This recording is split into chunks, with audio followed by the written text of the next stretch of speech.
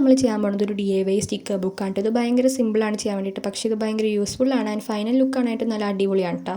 ഈ sticker book സെറ്റാക്കാൻ വേണ്ടിയിട്ട് ഞാൻ ഇപ്പോൾ എടുത്തിട്ടുള്ളത് പ്രിൻറ്റ് ചെയ്തെടുത്തിട്ടുണ്ടായിരുന്ന സ്റ്റിക്കേഴ്സാണ്.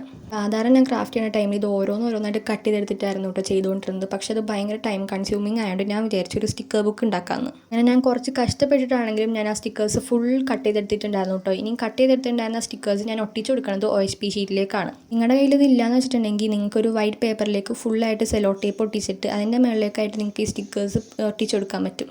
അങ്ങനെ ഫുൾ സ്റ്റിക്കേഴ്സും ഞാൻ ഇതുപോലെ OSP ഷീറ്റിലേക്ക് ഒട്ടിച്ചെടുത്തിട്ടുണ്ട് കേട്ടോ. പിന്നെ എൻ്റെ കയ്യിൽ കുറച്ച് വാഷി ടേപ്പിൻ്റെ പോലത്തെ പ്രിൻറ്റും ഉണ്ടായിരുന്നു, അതും ഞാൻ ഒട്ടിച്ചെടുത്തിട്ടുണ്ട്. പിന്നെ ഞാൻ A4 ഷീറ്റ് എടുത്തിട്ട് നമ്മുടെ ഈ OSP ഷീറ്റിൻ്റെ സൈസിൽ കട്ട് ചെയ്തെടുത്തിട്ട് അതൊരു ബുക്ക് പോലെ കവർ ചെയ്ത് കൊടുക്കുന്നുണ്ട് കേട്ടോ. ഞാനിപ്പോൾ സ്റ്റാപ്ലർ വെച്ചിട്ടാണ് അവിടെ പിൻ ചെയ്ത് കൊടുത്തിട്ടുണ്ടായിരുന്നത്. പിന്നെ ഞാൻ സ്റ്റാപ്ലർ പിൻ വരുന്ന ഭാഗത്ത് ഇതുപോലുള്ളൊരു പേപ്പർ കട്ട് ചെയ്തും കൂടി ഒട്ടിച്ചു കൊടുക്കുന്നുണ്ടായിരുന്നു കേട്ടോ. ഇത്രയേ ഉള്ളൂ, നമ്മുടെ സ്റ്റിക്കർ ബുക്ക് ഇവിടെ സെറ്റ് ആയിട്ടുണ്ട്.